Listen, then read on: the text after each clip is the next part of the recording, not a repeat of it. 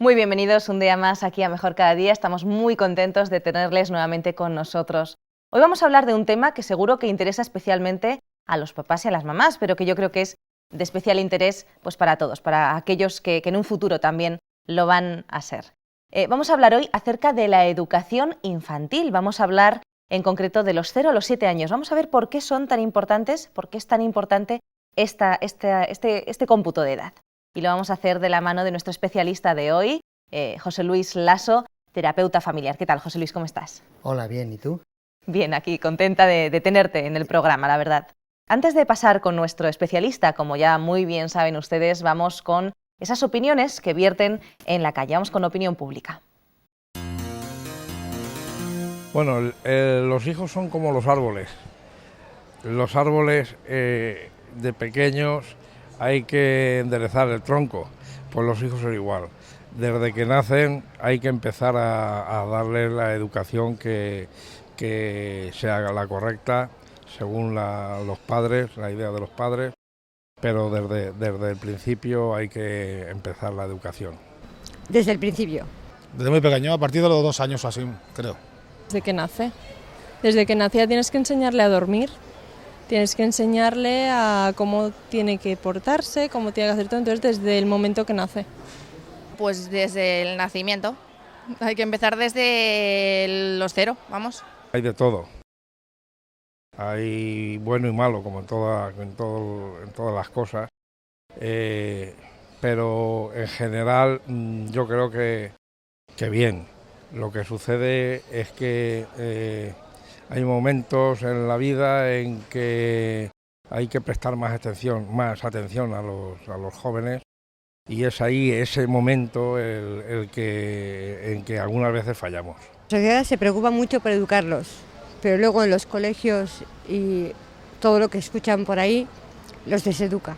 La sociedad en general yo creo que mal. Está poniendo unos estereotipos estéticos y unas marcas que si no son los primeros no sirven para nada, y cada niño tiene que fomentar su individualidad respecto al grupo.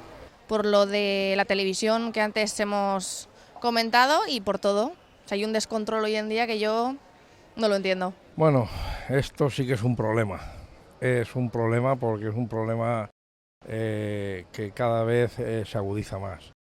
Y creo que es porque con tanta democracia, digamos, que se quiere practicar, no impera la autoridad. La autoridad de los padres, en este caso, debe de promulgarse más.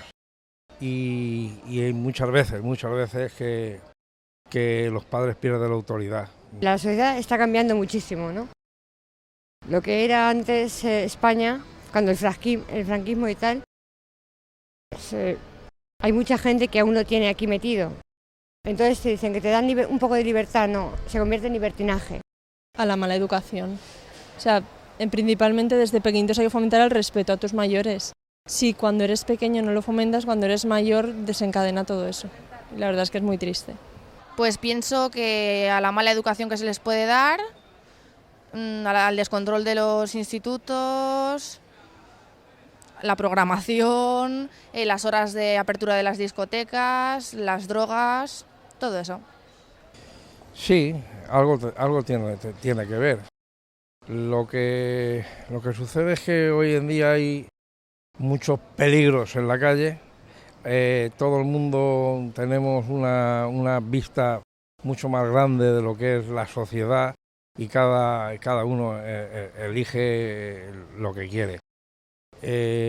Los padres en este caso tenemos mucha culpa de lo que pasa a nuestros hijos. Que esa familia es la que tiene que tener la base. Si tienes una familia bien asentada, no te va a faltar de nada. Hombre, yo siempre digo que la educación está en casa. Si tus padres no pueden estar en casa, te tienen que dejar tu educación en manos de otra persona que te cuide. A lo mejor esa persona no son los valores que tus padres quieren inculcarte a ti, y cuando eres mayor llega la sorpresa de este no es mi hijo, sí que es tu hijo, pero no te has podido hacer cargo de él.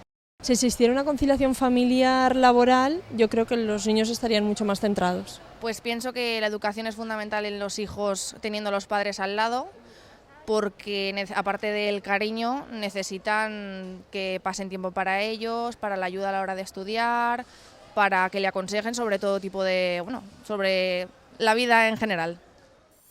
Bueno, pues esas son algunas de las opiniones que hemos conseguido preguntando pues, a la gente por la calle. Vamos a ver qué nos dice nuestro experto de hoy, José Luis Lasso, terapeuta familiar. ¿Qué tal, José Luis? Hola.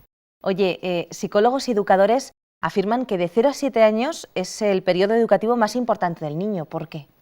Pues porque cuando venimos a la vida, venimos tan torpes los seres humanos, no sabemos hacer nada. Y sin embargo, en los primeros años de vida aprendemos tantas cosas, más que en el resto de nuestra vida. Hasta caminar, hablar, mover los dedos, es decir, aprendemos muchísimas cosas. Entonces, esos 7 primeros años de vida, que también los podemos subdividir en el primer año de vida, que es muy importante el primer año de vida, aprendemos muchas cosas en el primer año de vida, después en los 3 primeros años de vida y después en los 7, ¿no? Eso en psicología lo dividimos por infancias, ¿eh? La primera infancia de 0 a 3 años, la segunda infancia de 3 a 7 más o menos, o 3 a 6, y después la segunda infancia de 6 o 7, dependiendo hasta los 12, ¿no? Donde ya empezamos la adolescencia. Esa primera infancia y la segunda infancia nos van a marcar para el resto de nuestra vida. Los psicólogos se dicen, y es cierto, que en los 3 primeros años de vida se ponen las bases de la futura personalidad del individuo. 3 primeros años de vida, las bases, ¿eh? Y a partir de ahí empezamos a construir, a construir. Es como poner los cimientos en un edificio que vamos a levantar, ¿no? Esos cimientos se ponen en los 3 primeros años de vida. Eso no significa que ya está terminado el trabajo, no, no, no. Aún tendremos que subir las paredes, poner ventanas, ¿verdad? Pero esos 3 primeros años son fundamentales, sí. Qué complicado entonces para aquellos padres que, bueno, pues consienten a los niños, porque no es que es chiquitín, es que es pequeñito, ya después, esos padres que piensan que cuando el niño sea un poco más grande, entonces van a empezar a educarlo, ¿no? Uf, Tal vez luego llegan tarde. si llegamos, si lo dejamos para más adelante, ya hemos llegado tarde, ¿eh? Un niño tenemos que empezar a educarle desde antes de nacer incluso. Y tú dirás, ¿cómo? Si todavía no entiende nada. No, no, el niño no entiende nada. Pero es que la educación del niño empieza también por la educación de los padres. Es decir, nosotros si nos formamos para ser padres, nos estamos formando para educar a nuestro futuro hijo.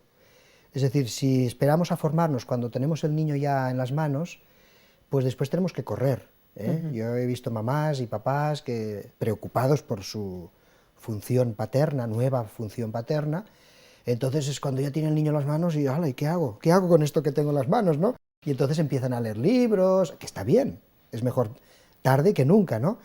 Pero hay papás que no lo hacen nunca, no se forman nunca. Pero aún sería mejor formarnos antes de que ya nazca el niño. Empezar a leer, a formarnos, a ver las experiencias de otros, ¿verdad? Y entonces la educación del niño empieza antes de que nazca. Nos decías que ese periodo de los 0 a los 3 años es muy importante. ¿Qué aspectos se forman o qué aspectos van madurando en ese periodo de esa primera infancia que tú Pues destacarías? mira, dentro de los 3 primeros años se estudia por separado el primer año, porque el primer año es muy importante. Vamos con ese primer año entonces. El primer año, por ejemplo, la corteza cerebral del niño todavía no está formada, terminada, ¿eh? Todavía no está bien organizada y el niño solamente, el bebé, se mueve por reflejos, ¿eh? Un bebé recién nacido, has visto que sus movimientos son reflejos, ¿eh? Cierra la mano, mueve las manos así de forma muy automática, es decir, su corteza cerebral todavía no está organizada. Entonces sus primeros movimientos son muy autómatas, ¿eh? Después se va adaptando al ambiente, ¿eh? El bebé ha estado 9 meses en el seno materno, en el útero, ¿verdad? Entonces al salir fuera necesita una adaptación al ambiente. Ahora ya no va a vivir dentro de la mamá, va a tener que vivir fuera de la mamá. Aunque sigue siendo tan dependiente de la mamá como cuando estaba dentro, que esto es muy importante, porque hay mamás que cuando nace el bebé ya lo dejan en la guardería, se desprenden del bebé, cuando el bebé necesita a su mamá pues tanto como cuando estaba dentro, pero ahora está fuera. Necesita que lo amamanten, su calor, su cariño, ¿verdad? Necesita a esa mamá. Así que el niño en el primer año va a aprender incluso a percibir cosas del exterior. El primer órgano que utiliza para percibir cosas es la boca, ¿eh? Todo lo va a llevar a la boca al principio, ¿verdad? Porque en la boca percibe sensaciones.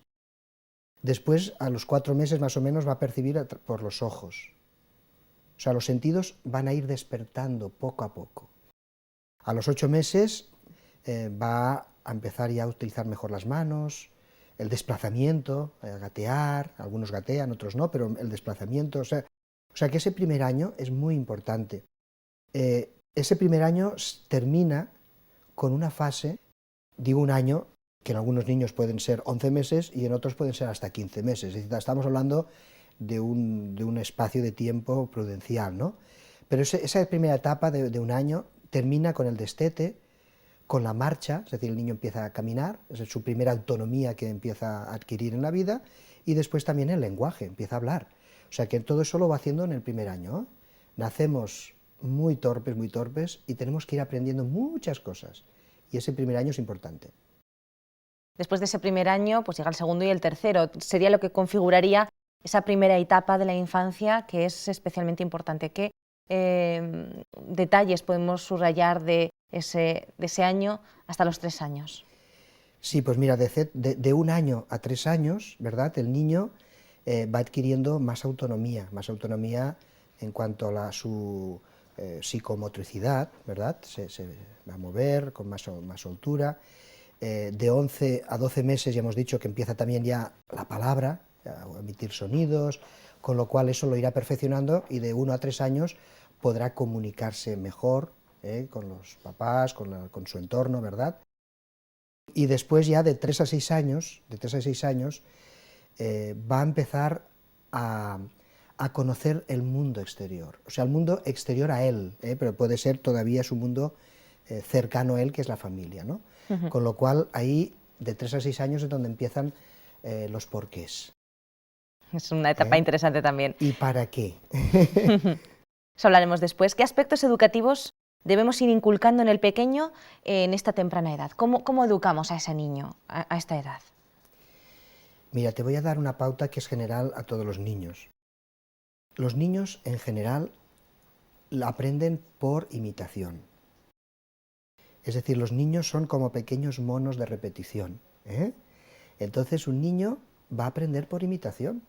Si la mamá grita, él acabará gritando. Si la mamá es violenta, el niño acabará siendo violento. Si la mamá es cariñosa, el niño se irá suavizando, porque a veces los niños también son, por naturaleza, un poco activos, pero después el niño se va suavizando por el cariño, por la suavidad de la mamá y del papá. Es decir, los niños aprenden especialmente por imitación. Por lo tanto, cuando a veces a mí me preguntan las mamás, ¿no?, pues, ¿qué puedo hacer para educar mejor a mis hijos y tal y cual? Y yo les digo básicamente 2 cosas. Una, primero, que tengas una buena relación con tu pareja. Uh-huh. Y me dicen algunas, pero bueno, yo te estoy preguntando para educar. Sí, yo sé lo que estoy respondiendo. Es decir, si tú quieres educar bien a tus hijos, lo primero que tienes que preocuparte es que la relación con tu pareja funcione bien.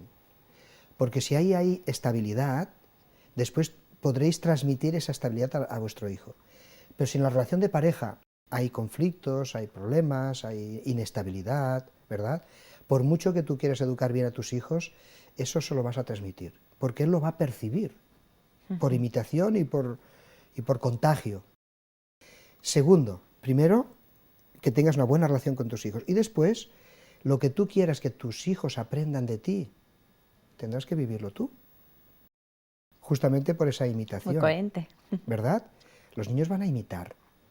Hace un tiempo estuve tratando una parejita, un matrimonio, jóvenes, eran alrededor de los 28 años los dos, y tenían 2 niños, uno de 9 años, varón, niño, y una niñita de 6 años. El tema que me presentaban era que el niño estaba muy agresivo, que trataba muy mal a su hermanita, ¿no? Estaba muy agresivo. Bueno, yo estaba de visita en esa ciudad, no tenía tiempo de hacer una terapia continuada en el tiempo, con lo cual solamente tenía esa entrevista con ese matrimonio. Con lo cual yo les dije, mira, no tengo mucho tiempo, no es mi forma de trabajar, pero tenemos que ir al grano porque yo me tengo que marchar. Estaba de visita, estaba dando un seminario, un curso de charlas de familia, Y entonces, si vosotros nos importa, vamos a ir al grano. Sí, no. Bueno. Entonces yo les pregunté, les miré a los ojos y les pregunté, ¿tenéis problemas en la pareja? Se pusieron rojos como un tomate, porque ellos me habían consultado por el niño, no por la pareja. Pero ya cuando les bajó el sofocón, yo les vi que se pusieron rojos, yo lo entendí, yo les pedí permiso primero, pero después cuando ya les bajó el sofocón, me confesaron de que sí, que tenían problemas muy graves en la pareja, tan graves como que llevaban más de un mes sin hablarse. Y yo les pregunté, ¿y cómo lo lleváis? Pues muy mal. Los dos estaban sufriendo un montón. Los dos no deseaban volver a casa, porque cuando llegar a casa era enfrentarse a una situación tensa, Hasta el silencio a veces puede ser tenso, cuando es un silencio provocado por un alejamiento, por una disputa, por un problema entre la pareja. Ese silencio algunos lo viven como una agresión. Algunos preferirían un puñetazo, que no lo estoy promocionando, por supuesto, pero a veces algunos preferirían un puñetazo antes de vivir ese silencio de no hablar. Si esta pareja lo llevaban fatal. Me decían que no tenían ganas, los dos por separado, que no tenían ganas de volver a casa, por no encontrarse con ese ambiente que se cortaba con un cuchillo, ¿no? Entonces yo les dije, ¿y qué esperáis? Que el niño simplemente es un espejo, es un reflejo de lo que estáis viviendo vosotros. Y lo entendieron, que el niño estaba agresivo, pero es que agresivos estaban ellos, aunque no se hablaran. Entonces el niño estaba, y entonces descargaba esa agresividad con su hermanita, que era más pequeña. Entonces me dijeron, la mamá, muy inteligente, me dice, ¿y por qué la niña no expresa esa misma agresividad? Ah, yo pensé, me quieren pillar. Entonces, rápidamente trabajé con alguna hipótesis y vamos a ver, ¿cómo tratáis al niño? ¿Cómo tratáis a la niña? Yo pensé, seguramente que hay una discriminación de trato en uno o en otro. Y efectivamente, ese era el problema. Ellos me reconocieron que al niño, por ser niño, varón y mayor que la niña, pues le exigían, ellos me reconocieron que les exigían una madurez que no tenía, porque no tenía edad de ser maduro. Pero tú eres niño, tú eres mayor, tienes que cuidar de tu hermanita, que es una niña, ¿verdad? Y esa niñita iba creciendo como una figurita de porcelana, sobreprotegida, la mamá le protegía, papá le protegía, y al niño, ¿quién le protegía? Al pobrecito, nadie. A él le exigían algo que él no podía dar, con lo cual el niño todavía se rebotaba más, ¿no? Y la niña vivía entre algodones, con lo cual la niña no expresaba esa agresividad, sino que ya se sentía protegida, pero el niño no. Con lo cual ahí había unos desarreglos que tuvimos que trabajar y finalmente pues pudimos ayudar a esa parejita a equilibrar esos roles y esas funciones de papá y de mamá con los dos, no con uno solo. Supongo que de estas situaciones debe haber un montón en esa terapia familiar que realizas. Sí. ¿Tú crees que la sociedad facilita la educación del bebé con esta conciliación responsable para las madres o los padres que atienden a los niños? Lo digo porque la inmensa mayoría de la población trabajan los dos y los bebés suelen ser atendidos pues, o por parientes o por las guarderías. Bueno, yo no quiero fastidiar el negocio a nadie, todo el mundo tiene derecho a vivir en la vida, pero como terapeuta familiar yo estoy en contra como terapeuta de las guarderías, es decir, de dejar un niño tan tierno en una guardería. Un bebé cuando nace necesita a su mamá, especialmente su mamá. Ha estado 9 meses escuchando hasta su corazón, le es familiar el sonido del corazón, le es familiar la voz de su mamá, del papá también, porque también lo ha escuchado, y si tiene hermanitos también, es decir, el entorno familiar, aunque estaba dentro del útero materno, le es familiar, y cuando sale fuera, necesita todavía escuchar la voz de su mamá, escuchar el corazón de la mamá, por eso es bueno la lactancia materna, porque además de los nutrientes que aporta la lactancia materna, está escuchando el propio corazón que ya ha escuchado 9 meses, se siente protegido, se siente ahí que está todavía con la mamá fusionado. Entonces si ese bebé es arrancado del lado de la mamá y lo están cuidando otras personas que no son su mamá, por bien que le cuiden, ese bebé percibe como una ruptura, es decir, es como un segundo cordón umbilical que hay que cortar. El primero era necesario, pero es que este no es necesario cortarlo tan pronto. Entonces, en los niños, es desde mi punto de vista y desde el punto de vista psicológico, sería bueno que lo criaran las mamás y los papás, pero la mamá especialmente, hasta los 3 años, por lo menos hasta los 3 años, que hemos dicho antes que es la época donde se ponen los pilares de la futura personalidad. Lo que pasa es que, claro, ese es el ideal, pero supongo que hay muchas personas que nos están viendo en estos momentos que pensarán, pero lo complicado es en la sociedad en la que vivimos hacer comprender a los integrantes de esta sociedad, porque al final la sociedad son individuos, ¿no? Hacernos comprender la importancia de estos primeros años para que realmente pues se reconozca esa figura y se pueda realizar, ¿no? Porque, bueno, con sueldos mileuristas que tienen la mayor parte de las personas, algunos en paro, etcétera, tienen que trabajar los dos. Esto que tú propones me parece absolutamente lógico, pero supongo que hay personas que nos están viendo que deben pensar, sí, muy bonito, pero imposible, imposible en la sociedad de hoy. Bueno, esos imposibles son condicionantes que a lo mejor no me permiten a mí hacer el ideal, ¿verdad? Pero mirar, en la vida todo lo que hacemos, finalmente lo cosechamos, ¿verdad? Me acuerdo de una frase famosa de Jesucristo justamente que dijo eso, ¿no? Que todo lo que sembramos finalmente recogemos. Pero eso es una ley que se recoge también en la agricultura, es decir, tú siembras patatas, recogerás patatas, no vas a recoger tomates. Y si siembras tomates no vas a recoger judías. Y si no siembras nada no vas a recoger nada. Entonces, en las relaciones familiares ocurre exactamente lo mismo. Si tú quieres sembrar para recoger en el futuro, tendrás que sembrar. Y no solamente sembrar, sino cultivar, cuidar, regar, para que las plantitas vayan creciendo y te den sus frutos. Pero si tú dejas a tu niño en manos de otras personas y ni siquiera tienes la opción de sembrar, ¿qué vas a recoger en el futuro? Y si los que están cuidando tus hijos, tan tiernecitos, están sembrando valores a lo mejor contrarios a lo que tú crees que deberían ser, pues eso es lo que vas a recoger en el futuro. Por lo tanto, todo tiene su precio. Cada uno decide qué valora más.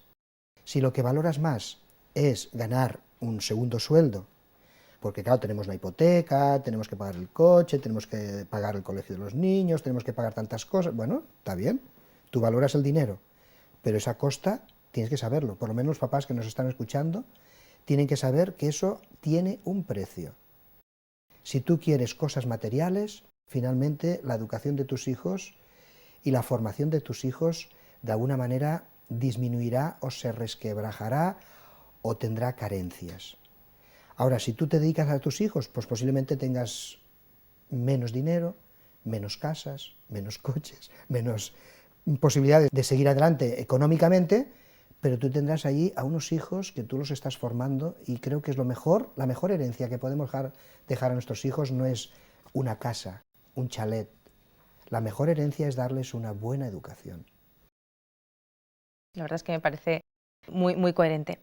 ¿Cómo reaccionamos, por ejemplo, el tema de los niños cuando son chiquititos, pues siempre lloran y probablemente algunas mamás se preguntan, bueno, ¿cómo se debe actuar frente a esos llantos? Hay gente que apuesta por que hay que atender al niño siempre, hay gente que apuesta por que se debe de dejar llorar porque si no se malcría. ¿Qué debemos hacer? Bueno, ¿Estamos sobreprotegiendo al niño? Lo tengo clarísimo, y siempre que me hacen esta consulta les aconsejo a las mamás, cuando son bebés, estamos hablando de bebés, de momento de bebés, cuando tu bebé llora, cógelo. ¿Hasta qué edad consideramos que es bebé? ¿Hasta el añito? ¿Hasta...? Mira, yo tuve un profesor en la universidad, que era un hombre muy sabio y con una gran sensibilidad, que nos decía a los alumnos que cuando una persona se queja, alguna razón tiene. Y eso se cumple en un bebé, en un niño, en un adolescente, en una persona mayor o en un anciano. Y las personas cuando nos sentimos satisfechas en nuestro entorno, en nuestra forma de vivir, con las relaciones familiares, no solemos quejarnos. Pero cuando una persona se queja, aunque tenga 80 años, si se queja es por algo, alguna causa hay. Entonces, cuando un niño, un bebé, que no sabe hablar todavía, un bebé no sabe aún decir, mira, me duele la barriguita, no sabe decirlo. Con lo cual, ¿qué lenguaje tiene para decirlo? El llanto. Cuando un bebé llora es porque le pasa algo, o le duele la barriga, o se ha ensuciado, o simplemente necesita cariño. Y el contacto físico con el papá y la mamá necesita ese calor, ese cariño, ¿no? Y hay mamás y papás que dicen, no, no los cojas, no lo cojas de la cuna porque luego se acostumbra a los brazos. Y yo les digo, ¿y qué malo tiene eso que se acostumbre a los brazos? Si el niño te está reclamando algo a través del llanto, como no sabes descifrar ese llanto, qué es lo que te está pidiendo, tú tendrás que responder a ese llanto. Es un lenguaje que está usando, ¿no? O sea, tú tienes que responder, tienes que cogerlo, mirar si está sucio, mirar si tiene dolor de barriguita, que a veces los bebés tienen gasecitos, pero a lo mejor no es nada físico, a lo mejor simplemente es emocional, necesita cariño. ¿Pero cómo lo pide? Llorando. Así que si un niño llora pequeñito, cogerlo, siempre, yo digo, cogerlo siempre. No tengáis miedo de coger a los niños necesitan cariño, necesitan protección, necesitan el contacto físico, necesitan, y los mayores también. Vamos a hacer esa pequeña pausa a la que siempre realizamos. Vamos en estos momentos a informarles que tenemos esos cursos que pueden visitar en la página web www.ofrececursos.org. Son absolutamente gratuitos y si quieren aprovechar este momento, pues bueno, pues pueden escribirnos y les enviaremos esos cursos. Volvemos enseguida, no se vayan, estamos aquí en Mejor Cada Día. La Voz de la Esperanza te invita a través de su página web vozesperanza.com a descubrir 4 interesantes cursos por internet de forma totalmente gratuita y sin compromiso. Curso La Biblia Habla. ¿Quieres conocer más de la Biblia y disfrutar de todas las bendiciones que ella puede aportar a tu vida? Entonces este es el curso perfecto para ti. Curso Tesoros de Vida, para estudiar la palabra de Dios desde la moderna perspectiva del siglo XXI. Curso Salud y Vida. ¿Quieres aprender a disfrutar cuidándote? Entonces, ¿a qué esperas? Apúntate ya. Curso La Fe de Jesús. Estudios bíblicos de ayer, de hoy y de siempre. Ya sabes, visita hoy vozesperanza.com y disfruta a través de la red de nuestros cursos gratuitos. vozesperanza.com.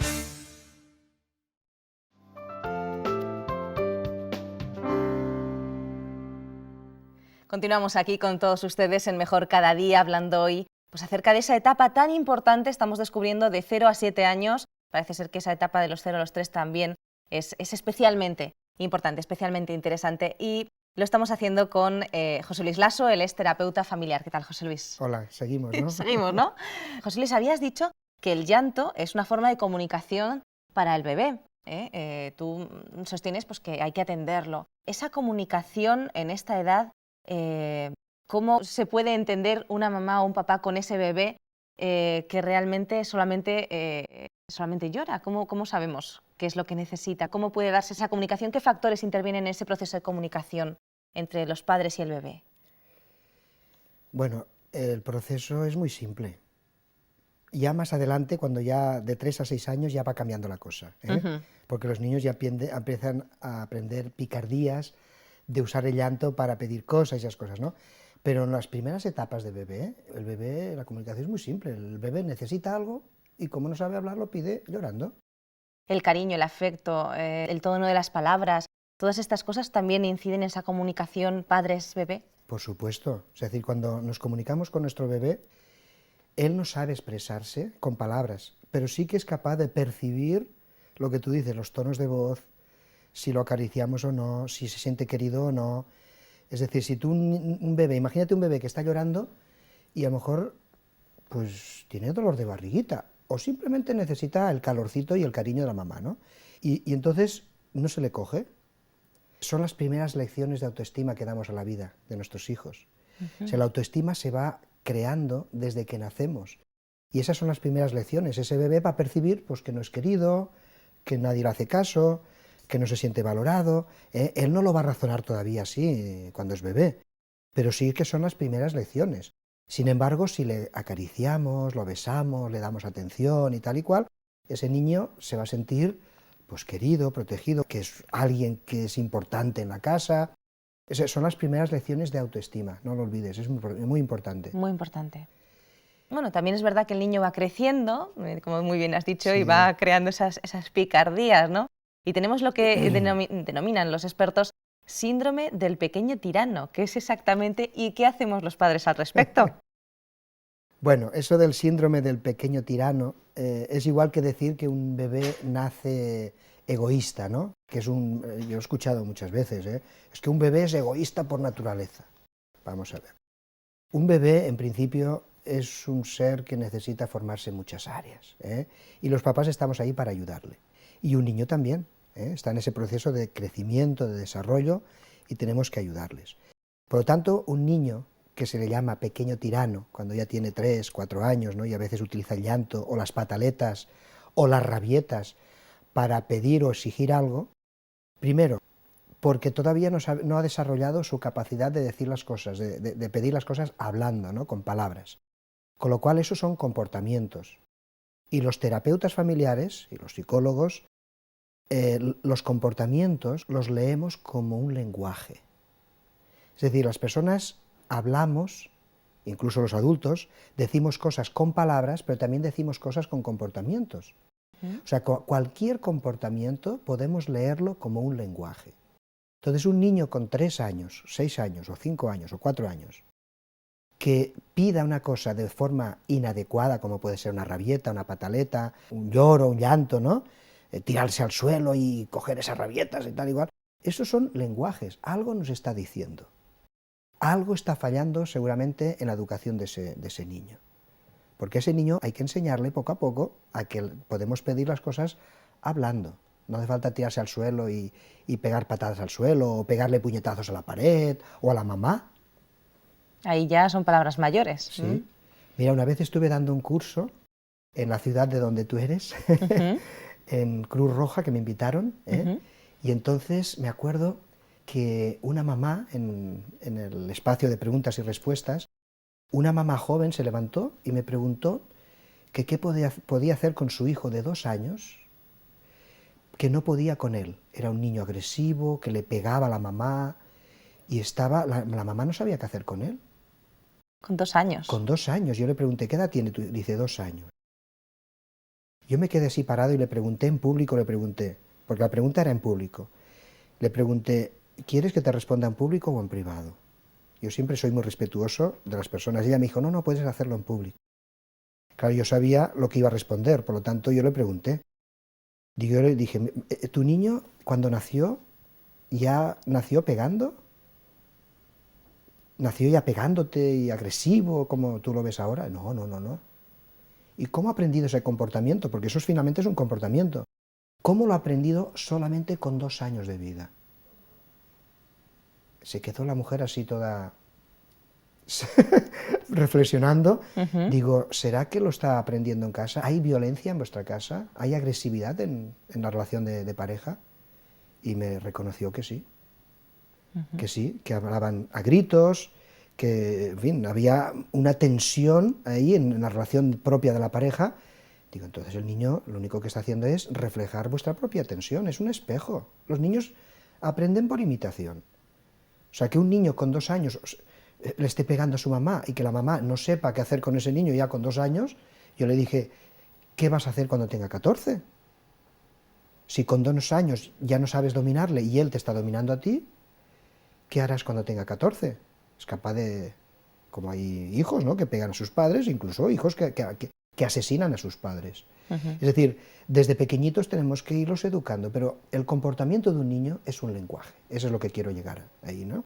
Si un niño está gritando, si un niño llora para conseguir algo, es decir, ese llanto manipulativo de los padres, que es lo que tú decías, del pequeño tirano, algo está fallando en esa educación de ese hijo.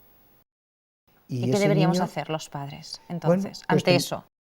Pues ante eso tendremos que coger al niño, primero cambiar de actitud nosotros, porque ya estamos diciendo y repitiendo, y no me cansaré nunca de repetir, que los niños son imitadores.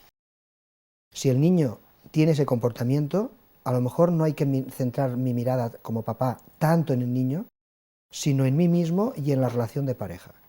O sea, cuando vemos un niño agresivo, que a mí me presentan muchos niños así violentos, agresivos, hiperactivos, como se dice ahora, ¿no? Bueno, yo, en lugar de centrarme en el niño, yo miro toda la relación de pareja y de familia. A ver, ¿qué pasa ahí en el ambiente familiar que posiblemente esté provocando a que ese niño esté hiperactivo o agresivo?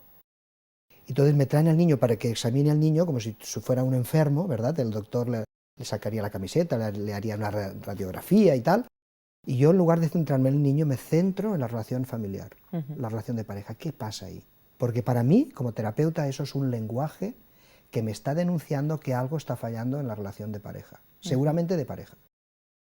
Entonces no hay que centrarse tanto en la mirada del niño, sino mirar a la relación de pareja. ¿Qué pasa ahí?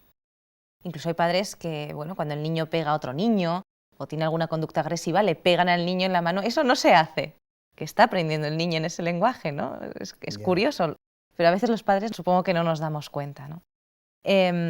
Vamos a hablar un poquito también, José Luis, si te parece, acerca del juego. Si algo es básico en un niño, precisamente por ser niño, es el juego. ¿Qué importancia tiene el juego en esta edad de 0 a 7 años? ¿Y qué tipo de juegos debemos seleccionar los padres para el niño? ¿O es el niño el que debe seleccionar los juegos? No lo sé. ¿Y qué importancia tiene también que los padres jueguen con él? Mira, si los niños hubieran tenido que inventar los juguetes comerciales, nunca los hubieran inventado. Los niños necesitan jugar, pero no necesitan tanto los juguetes comerciales, ¿eh? Yo quiero separar una cosa de la otra. El niño, psicológicamente y emocionalmente, en su desarrollo emocional, necesita el juego, porque el juego es actividad. El juego es imaginación, dependiendo de la edad de los niños. El juego es desarrollo físico, social, incluso con otros amiguitos, ¿no? Dependiendo de las edades. O sea que el juego es necesario, los niños necesitan jugar, es como pequeñas representaciones de la vida en pequeño. Entonces, dependiendo de las edades, los niños juegan de una manera o de otra. El juego es fundamental. Ahora, el juguete no es tan necesario. Yo de pequeño, pues me crié en una familia donde no tenían muchos juguetes, pero yo jugaba. Y jugaba posiblemente más que ahora los niños de ahora.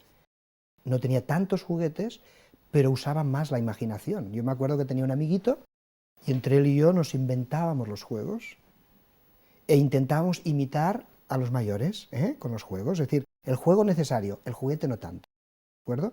Ahora, los niños, por ejemplo, de 0 a 3 años, juegan solos. Todavía no han desarrollado su área social. Por lo tanto, los juguetes de los niños de 0 a 3 años, cuando son bebés, son juguetes individuales, algo que se mueve, algo que mueve ¿verdad? Son juguetes o juegos que juega el niño él solo con el juguete, ¿verdad? A partir ya de los 3 años en adelante, de 3 a 6 años más o menos, o de 3 a 7 años, los niños y las niñas desarrollan muy pronto la imaginación.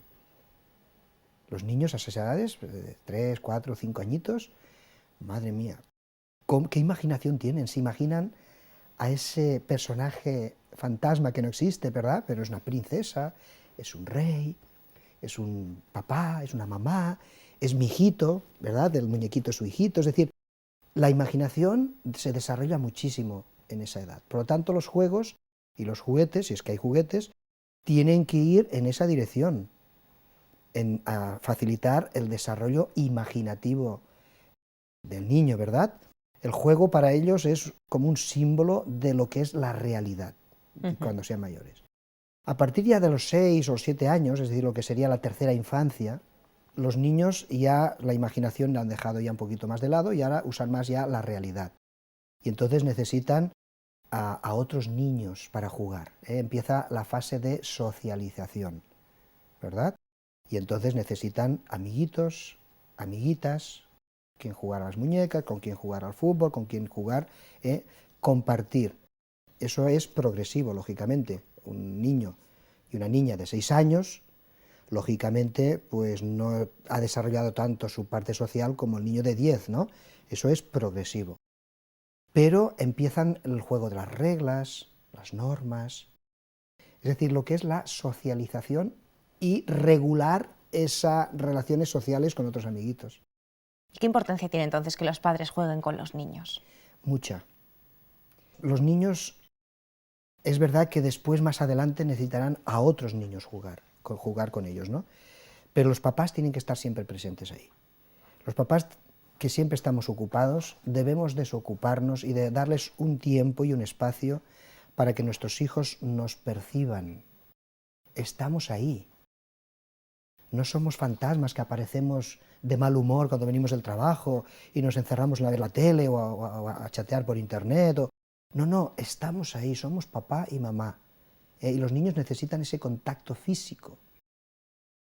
Y reitero, físico, porque lo físico y lo psicológico van muy unidos. Cuando yo me abrazo a mis hijos, me revuelco con mis hijos se me suben arriba a la espalda y quieren jugar, sobre todo el niño varón, ¿verdad? Necesita hacer fuerza, es decir, echarme un pulso de fuerza, saber quién puede más, ¿no? Ese contacto físico es muy necesario, es muy necesario. Los animales también lo hacen. Los animales, cuando son pequeños, se revuelcan, juegan y tienen mucho contacto físico. Y ese contacto físico mantiene sus constantes vitales. Y los seres humanos no somos tan diferentes a los animales, es decir, también necesitamos ese contacto físico. Y mucho más los niños. Por lo tanto, los niños necesitan más que juguetes, necesitan a papá y la mamá que jueguen con ellos. Aunque no haya juguetes, aunque sea revolcarnos por el suelo, aunque sea un juego imaginativo, pero el papá y la mamá que estemos ahí presentes, eso es muy importante, sí. Hay dos etapas acaparadoras del niño que son importantes y que a la vez desconciertan un poco a los padres. Es la etapa del mío y la etapa del por qué. Sí. ¿Qué podríamos decirles a los padres respecto a estas dos etapas? Bueno, la etapa del mío es la primera etapa de un bebé. Las primeras expresiones que hace, ¿no?, es mío. Coge una cosita y es mío, ¿no? Son sus primeras expresiones. Y de ahí algunos que piensan y dicen que son egoístas. No es que sean egoístas, simplemente lo que están es afirmando primero su propia identidad. No me lo quites, yo con esto me siento seguro, ¿verdad? Me gusta esto, no me lo quites, ¿no? O sea que forma parte de un proceso natural, que sea mío. Ahora, también tenemos que enseñarle, si hay otros hermanitos, si hay otros niños, pues que también tiene que compartir. Las primeras clases que les vamos a dar a nuestros hijos de compartir y de dar algo a los demás, son esas. Es verdad, es tuyo, sí, es tuyo, pero déjaselo también a tu hermanito, ¿no?, para que juegue un poquito, jugáis los dos, ¿no? Y entonces ahí son las primeras clases que damos de compartir. Ahora, la otra etapa que tú has dicho del por qué. Del por qué, ¿no? Esa etapa está entre los 3 y 6 años. Una etapa imaginativa, ¿verdad? Entonces ahí los niños despiertan su imaginación y también sus preguntas, y quieren saber, quieren conocer su entorno. Y entonces todo son preguntas, ¿y por qué esto es así? ¿Y por qué? ¿Y cuándo? Y entonces los papás estamos ahí para responder a esas preguntas. Si los niños se sienten satisfechos con las respuestas, ya no seguirán preguntando sobre eso. Las respuestas también tienen que ir adecuadas a su edad, lógicamente. No vamos a darle toda una clase de sexualidad reproductiva a un niño de 3 años que te pregunta cómo vienen los niños al mundo, ¿no? Entonces tendremos que darle una explicación adecuada a su edad. Pero tenemos que responder esos porqués, porque eso forma parte de su proceso evolutivo, de desarrollo, y al mismo tiempo eso irá dando pasos para que pueda preguntar en otras cosas más importantes más adelante. Si no respondemos a esos porqués de pequeñitos, cuando sean más mayores tampoco nos preguntarán, porque están habituados a que sus porqués no había respuesta, por lo tanto ya no nos preguntarán. No nos quedan muchos minutos de programa y evidentemente hay muchas preguntas que los padres desearían escuchar las respuestas, pero vamos a entrar en la escuela, vamos a dejarlo entrando en la escuela. Pues comienza en torno a los 4 años y cambia la vida de un niño. ¿De qué manera, así en resumen, podemos ayudarle en esta transición y qué importancia tiene la elección del centro educativo? Bueno, el centro educativo es importante, pero no es lo más importante. Lo más importante es la familia. Y yo, que estoy muy pendiente de mis hijos, por ejemplo, estoy pendiente de a ver qué aprende mi hijo y mi hija en el colegio, ¿no? Y entonces, si tengo que hacer algunas correcciones, porque moralmente creo que debo hacerlo, y soy su padre finalmente, ¿no?, entonces yo los voy a hacer en casa. Y yo me doy cuenta que los papás, hasta la adolescencia, tenemos un terreno y un campo ahí tan hermoso para trabajar con ellos. Los niños es un material moldeable, no es un material rígido, es un material moldeable. Y los papás tenemos que aprovechar esos años de la infancia para educar a nuestros hijos. Y aunque los niños se vayan al colegio y aprendan a veces cosas, no digo ya de los maestros, sino a veces de los propios niños, tenemos que ir corrigiendo en casa y los niños nos van a hacer caso más a nosotros si están habituados a que nosotros les hablemos, les eduquemos y confían en nosotros. Realmente ahí tenemos un terreno precioso para ir corrigiendo cosas que a veces hay que corregir de la educación, no digo ya del colegio, sino a veces de los mismos amiguitos, ¿eh? La familia es mucho más importante que el colegio. Cuando lleguemos a la adolescencia ya cambiará la cosa. Ya los amigos serán más importantes que la familia. Pero la familia sigue teniendo un peso muy importante incluso en la adolescencia. Qué importantes esas bases que tenemos que poner en estos años, estos primeros años de los niños. Vamos a hacer entonces ese pequeño resumen que tenemos para todos ustedes en pocas palabras.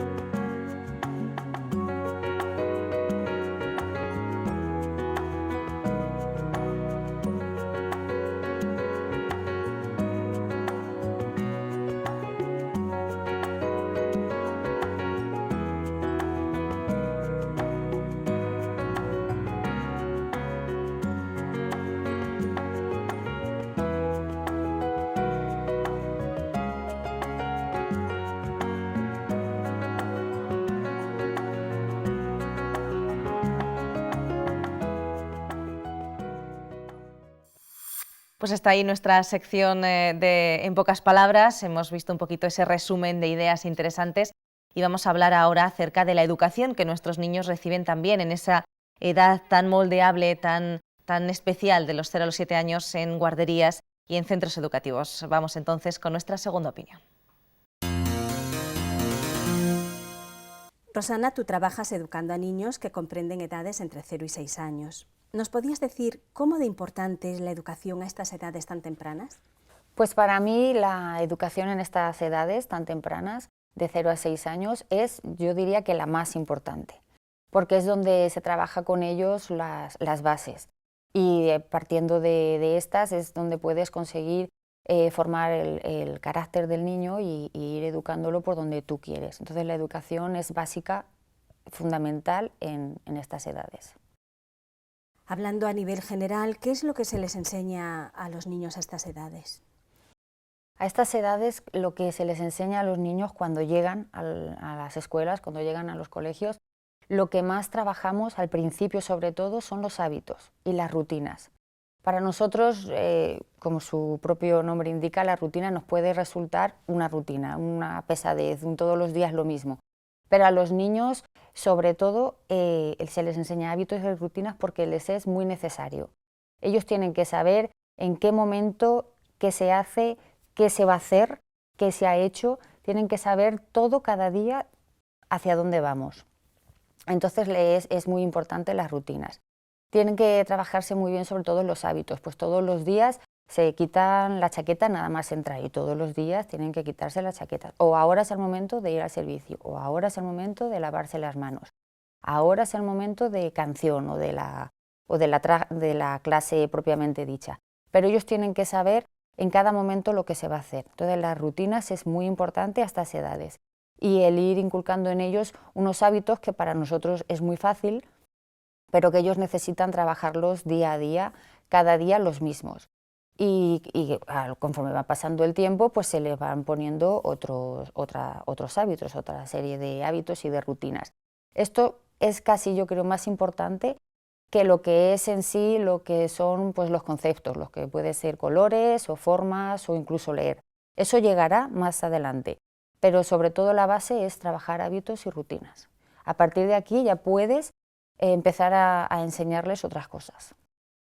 A esta edad tan tierna, ¿cómo se les educa en valores? Muy buena, es importante trabajar en valores.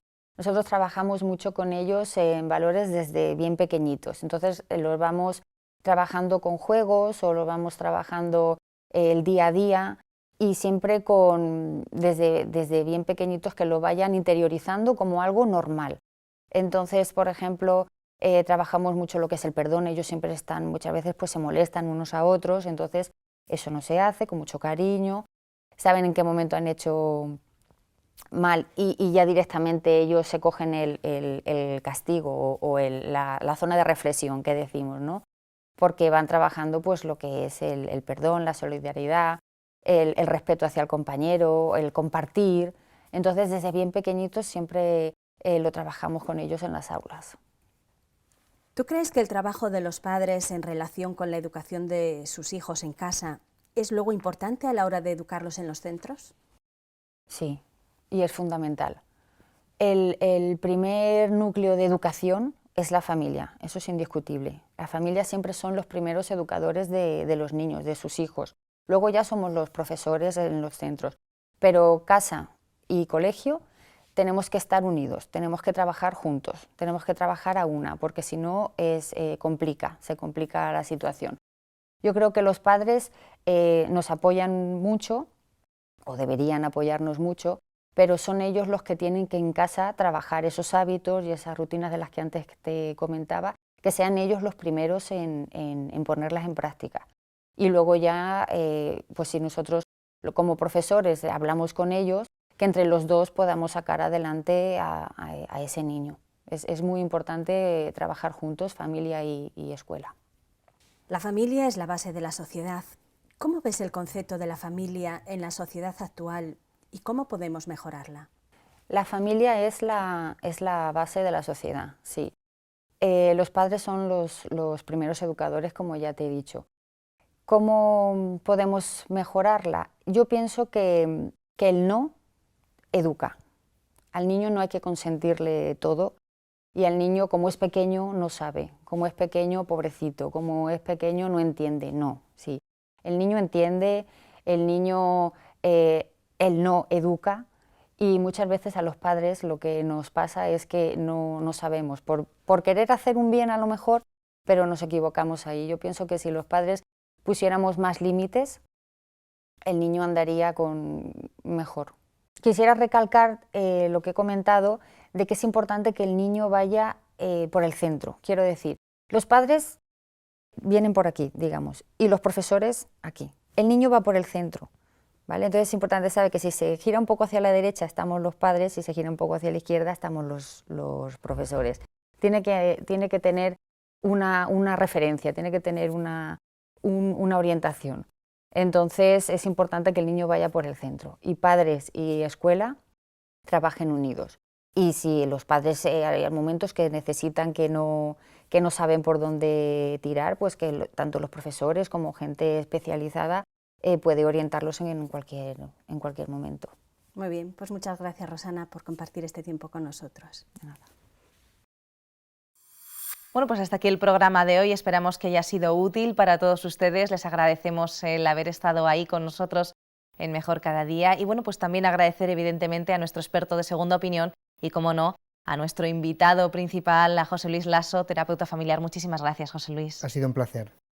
Y bueno, amigos, pues evidentemente habría mucho más que hablar.